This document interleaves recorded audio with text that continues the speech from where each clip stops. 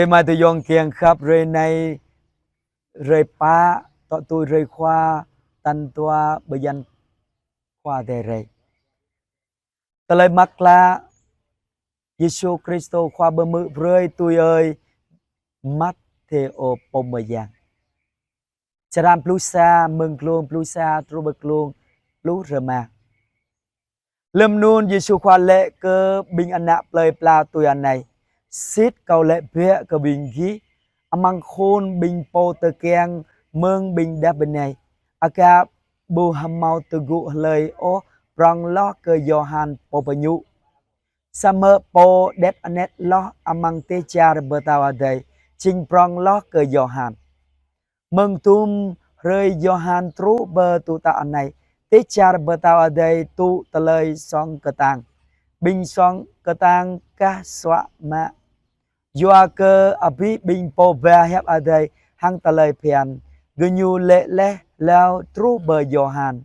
Tờ ta bình ghi tu Johan dơ chinh Elia po chi rê.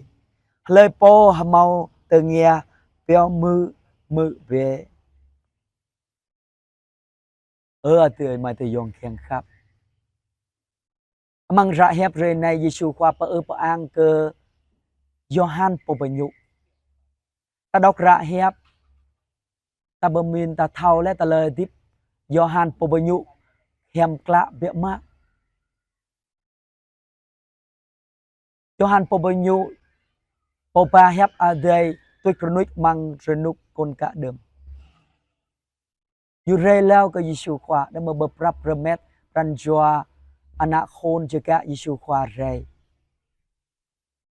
Nun Giêsu khoa nhiều lệ bu mau po prong lo cơ Johan po bơ nhu. Nun dia ta bermin ta ladip Johan po bơ nhu rồi cơ bình ta thao bơ trun po thao bơ pli prao ran joa ta tôi hẹp Johan po bơ nhu yêu chắc mơ ta tu cho cả Giêsu khoa rê bật lai lon tận na bật lai vi bam bình ta.